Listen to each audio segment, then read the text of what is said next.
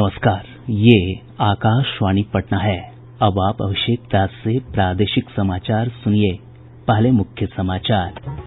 प्रधानमंत्री ने ईमानदार करदाताओं को सम्मानित करने वाली पारदर्शी कर प्रणाली के प्लेटफॉर्म का उद्घाटन किया। नेपाल से निकलने वाली नदियों के जलग्रहण क्षेत्र में हो रही भारी बारिश और वाल्मीकिनगर गंडक बराज से पानी छोड़े जाने के कारण राज्य में बाढ़ की स्थिति और गंभीर हुई। प्रदेश में प्रतिदिन 1 लाख कोविड-19 नमूनों की जांच का लक्ष्य हासिल। आज 1,04,452 नमूनों की जांच हुई और कोविड-19 के 3,906 नए मामलों के साथ ही राज्य में संक्रमितों की संख्या बढ़कर 94,459 हुई। अब समाचार विस्तार से। प्रधानमंत्री नरेंद्र मोदी ने कहा है कि सरकार कर प्रणाली को पारदर्शी और सुविधाजनक बना रही है। आज वीडियो कॉन्फ्रेंस के जरिए पारदर्शी कराधान ईमानदार का सम्मान पोर्टल को जारी करते हुए उन्होंने कहा कि सरकार ईमानदार करदाताओं का सम्मान करेगी और उन्हें परेशान नहीं होना पड़ेगा। आज भारत एक बहुत महत्वपूर्ण कदम उठा रहा है और वो है टैक्स पेयर चार्टर।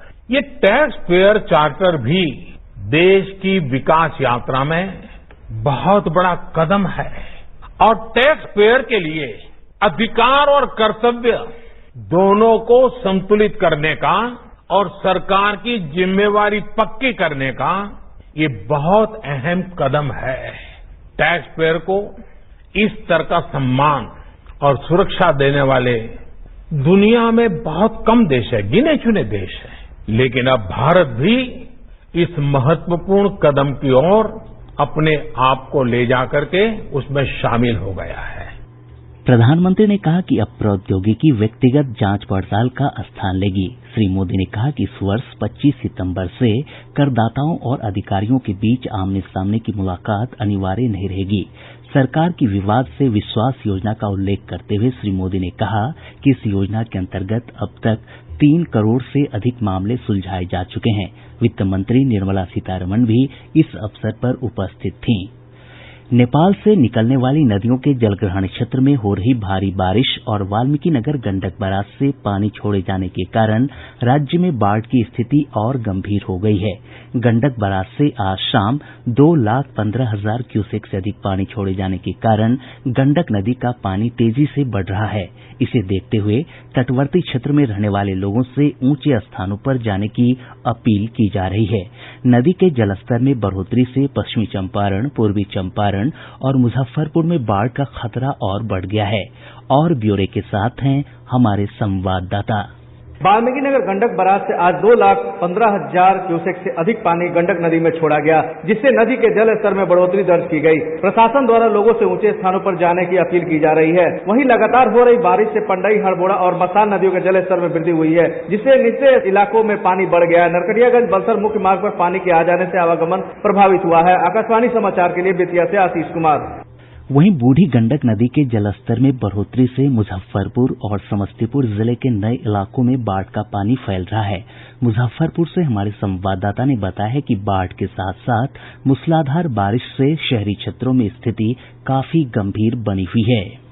भारी बारिश से फिर मुजफ्फरपुर शहर जलमग्न हो गया है। गलियां नहर बन गई और सड़कें ताल तलैया, सड़क और नाला का फर्क मिट गया है। लोग घरों में कैद हैं। सबसे बुरा हाल शहर के निचले इलाकों का है, जहां 22 दिनों से पानी लगा हुआ है। बेला के औद्योगिक क्षेत्र जलमग्न हो चुका है और 200 यूनिट का उत्पादन प्रभावित हो रहा है। श्री कृष्ण मेडिकल कॉलेज परिसर में पानी ही पानी है। सदर अस्पताल के महिला सर्जिकल वार्ड, आइसोलेशन वार्ड में पानी प्रवेश कर गया है। आकाशवाणी समाचार के लिए मुजफ्फरपुर से कौशल किशोर कौशिक। दरभंगा में भी बाढ़ की स्थिति में कोई सुधार नहीं है और ब्यौरा हमारे संवाददाता से। जिले में बाढ़ की स्थिति गंभीर बनी हुई है। प्रशासन के द्वारा राहत और बचाव अभियान जारी है, लेकिन प्रभावितों की संख्या के अनुरूप यह नाकाफी साबित हो रहा है। जिले के बाढ़ग्रस्त गांवों में 489 निजी और 75 सरकारी नावों के साथ साथ 10 मोटर बोट चलवाए जा रहे हैं। 180 जगहों पर स्वास्थ्य शिविर का संचालन किया जा रहा है। जिले में 3 पशु कैंप और संचालित किए जा रहे हैं। प्रशासन द्वारा अब तक 400 क्विंटल से अधिक पशु चारा पशुपालकों को उपलब्ध कराया गया है। आकाशवाणी समाचार के लिए दरभंगा से मैं मणिकांत झा। समस्तीपुर जिले के बाढ़ प्रभावित क्षेत्रों में बाढ़ और बारिश से जनजीवन अस्त व्यस्त हो गया है। जिले के कल्याणपुर, सिंघिया, बिथान, हसनपुर, शिवाजीनगर, सरायरंजन और मोरवा समेत 8 प्रखंडों के 45 पंचायतों की 120 गांव जलमग्न हैं। वहीं नून नदी के जलस्तर में वृद्धि से जिले के मोरवा और सरायरंजन प्रखंडों के नए क्षेत्रों में बाढ़ का पानी तेजी से फैल रहा है। इधर पूर्व मध्य रेल के समस्तीपुर दरभंगा रेलखंड पर आज 21वें दिन भी ट्रेनों का परिचालन बंद है। जिले के जटमलपुर चौक पर बागमती का पानी सड़क पर अभी भी जमा है, जिस कारण समस्तीपुर दरभंगा मुख्य मार्ग पर भी सड़क यातायात बाधित है। आकाशवाणी समाचार के लिए समस्तीपुर से मैं कृष्ण कुमार। वैशाली से हमारे संवाददाता ने बताया कि गंडक नदी का पानी लालगंज प्रखंड क्षेत्र के कई गांवों में फैल गया है, जिससे लोगों को भारी परेशानियां हो रही हैं। प्रभावित क्षेत्रों में अब तक राहत कार्य शुरू नहीं होने से लोगों में भारी आक्रोश है। लोगों ने कई जगहों पर प्रदर्शन भी किया है। वाया नदी का पानी भगवानपुर प्रखंड के कई गांवों में फैल गया है। इधर महुआ नगर पंचायत के सिंहराय पूर्वी टोला में वाया नदी के तटबंध में हुए रिसाव को स्थानीय लोगों की मदद से ठीक कर लिया गया है। आकाशवाणी समाचार के लिए हाजीपुर से मनोज कुमार सिंह। हमारे संवाददाता ने बताया है कि कोसी नदी में उफान के कारण सुपौल, सहरसा और मधेपुरा जिले में भी बाढ़ की स्थिति गंभीर हो गई है। खगड़िया और किशनगंज में स्थिति में मामूली सुधार है। पूर्वी चंपारण में भी स्थितियां अभी तक सामान्य नहीं हो सकी हैं। सीतामढ़ी जिले में बाढ़ का पानी हालांकि कम होने लगा है, लेकिन बारिश के कारण लोगों की मुसीबतें बढ़ी हुई हैं। सारण जिले के 9 प्रखंड और सीवान के 4 प्रखंड अब भी बाढ़ की चपेट में हैं। इधर आपदा प्रबंधन विभाग के अनुसार 16 जिलों के 128 प्रखंडों की 1282 पंचायतें बाढ़ से प्रभावित हैं।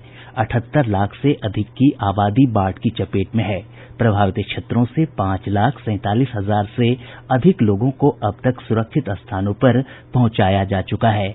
एनडीआरएफ और एसडीआरएफ की 33 कंपनियां लगातार राहत और बचाव कार्य में जुटी हुई हैं। बाढ़ग्रस्त इलाकों में 7 राहत शिविर और 1006 सामुदायिक रसोई घरों का संचालन किया जा रहा है। नेपाल के जलग्रहण क्षेत्रों और प्रदेश में हो रही बारिश के कारण नदियों का जलस्तर एक बार फिर बढ़ने लगा है। गंडक नदी का जलस्तर चटिया और डुमरिया घाट में बढ़ रहा है। वहीं बूढ़ी गंडक नदी के जलस्तर में गिरावट देखी जा रही है। हालांकि कई स्थानों पर नदी खतरे के निशान से ऊपर है। बागमती नदी का जलस्तर रून्नीसैदपुर और बेनीबाद में बढ़ रहा है और यह लाल निशान से 1 मीटर से अधिक ऊपर है। वहीं अधवारा समूह की नदियों के जलस्तर में स्थिरता की प्रवृत्ति देखी जा रही है। महानंदा और कोसी नदी का जलस्तर कई स्थानों पर बढ़ रहा है। कोसी नदी खगड़िया के बलतारा में लाल निशान से 2 मीटर ऊपर है। गंगा नदी के जलस्तर में बक्सर, दीघा घाट और हाथीदह में बढ़ोतरी हो रही है, जबकि नदी का जलस्तर मुंगेर, भागलपुर और कहलगांव में स्थिर है। मानसून की सक्रियता के कारण प्रदेश के अधिकतर हिस्सों में बारिश का सिलसिला जारी है। आज सबसे अधिक ललबगिया घाट में 16 सेंटीमीटर बारिश दर्ज की गई। मौसम विज्ञान केंद्र पटना के वैज्ञानिक एसके पटेल ने बताया कि अगले 24 घंटों के दौरान राज्य के अधिकतर हिस्सों में हल्की से मध्यम जबकि कुछ स्थानों पर भारी बारिश हो सकती है।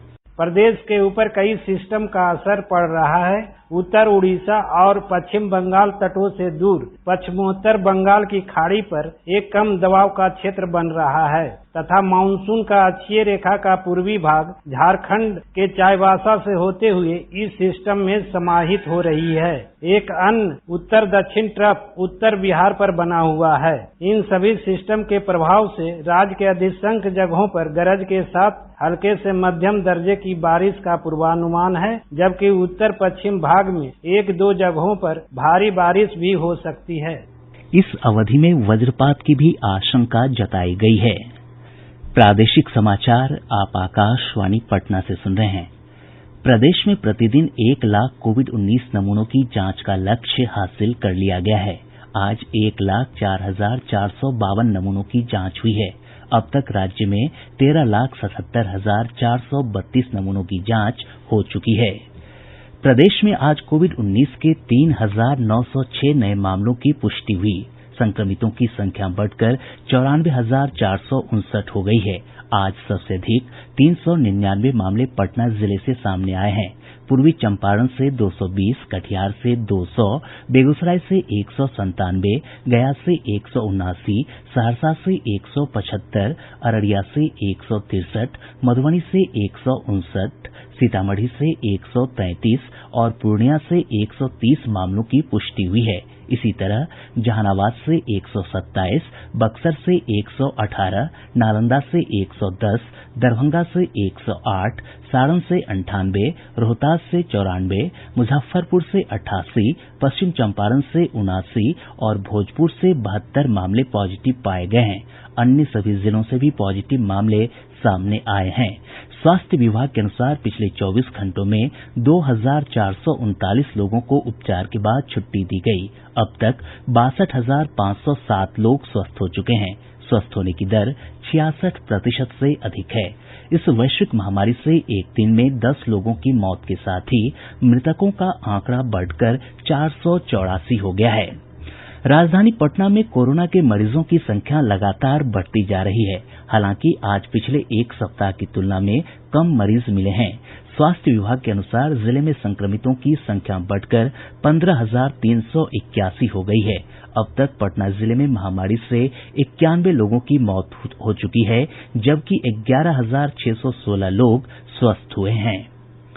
पटना उच्च न्यायालय ने राज्य में कोरोना से उत्पन्न हालात को लेकर राज्य सरकार से जवाब तलब किया है। मुख्य न्यायाधीश संजय करोल की अध्यक्षता वाली खंडपीठ ने एक जनहित याचिका पर सुनवाई करते हुए राज्य सरकार से 20 अगस्त तक विभिन्न बिंदुओं पर जवाब देने को कहा है।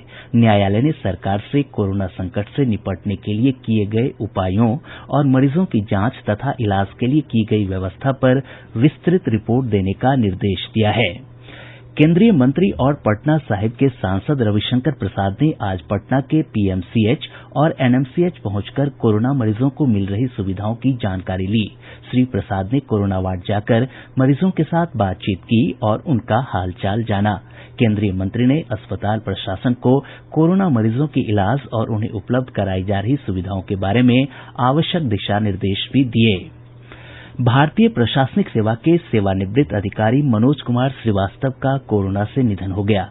उनका पटना एम्स में इलाज चल रहा था। मुख्यमंत्री नीतीश कुमार ने मनोज कुमार श्रीवास्तव के निधन पर गहरी शोक संवेदना व्यक्त की है। बेगूसराय जिले में अभी 96 कंटेनमेंट जोन हैं। इन क्षेत्रों में नियमों का अनुपालन सुनिश्चित करने के लिए जिला प्रशासन की 27 टीमों ने निरीक्षण किया और आवश्यक दिशा निर्देश दिए। देश में पिछले 24 घंटों के दौरान कोरोना संक्रमण के 66,999 मामले सामने आए हैं। एक दिन में सामने आने वाले मामलों की यह सबसे अधिक संख्या है। संक्रमितों की संख्या बढ़कर 23,96,638 हो गई है। स्वास्थ्य और परिवार कल्याण मंत्रालय के अनुसार इसी अवधि में रिकॉर्ड 56,383 लोगों को उपचार के बाद छुट्टी दी गई। देश में अब तक 16,95,982 लोग कोरोना संक्रमण से मुक्त हो चुके हैं। एक दिन में 942 लोगों की मौत के साथ ही मृतकों का आंकड़ा बढ़कर 47,033 हो गया है। देश में स्वस्थ होने की दर 70.77% है, जबकि मृत्यु दर 1.96% है। नई दिल्ली के सीताराम भरतिया विज्ञान और अनुसंधान संस्थान के वरिष्ठ डॉक्टर अमरचंद बजाज ने कोविड संक्रमण से बचने के लिए स्वच्छता के महत्व पर बल दिया है। जब तक हमारे पास इनकी ट्रीटमेंट वैक्सीन या मेडिसिन के रूप में ना निकले, तब तक हमें जो प्रिकॉशनरी मेजर्स है वो फॉलो करने हैं। जहाँ जरूरत ना हो उसमें घर से बिल्कुल बाहर ना निकले, कोशिश करें कम से कम बाहर निकलना है। और जबकि निकलना भी पड़ा घर से बाहर तो कोशिश करें कि जहाँ आप 2 लोग खड़े हैं, करीब 2 मीटर दूर खड़े रहें, नहीं तो कम से कम 1 मीटर दूर खड़े रहें। केंद्र सरकार ने उस खबर का खंडन किया है जिसमें कहा गया है कि स्कूल दिसंबर महीने तक बंद रहेंगे। पीआईबी ने एक ट्वीट में कहा कि केंद्र सरकार ने ऐसा कोई फैसला नहीं किया है और यह खबर पूरी तरह निराधार है। वहीं संघ लोक सेवा आयोग ने मीडिया की उन खबरों का खंडन किया है जिसमें कहा गया है कि इस वर्ष सिविल सेवा प्रारंभिक परीक्षा में कोरोना नेगेटिव पाए जाने वाले आवेदकों को ही परीक्षा में बैठने दिया जाएगा। आयोग ने इन खबरों को फर्जी करार दिया है और कहा है कि ऐसा कोई निर्देश नहीं दिया गया है। और अब अंत में मुख्य समाचार एक बार फिर।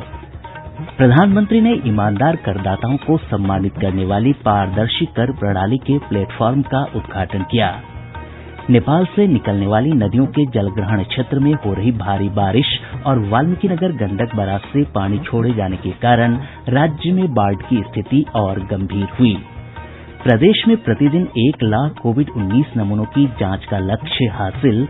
आज 1,04,452 नमूनों की जांच हुई और कोविड-19 के 3,906 नए मामलों के साथ ही राज्य में संक्रमितों की संख्या बढ़कर 94,459 हुई।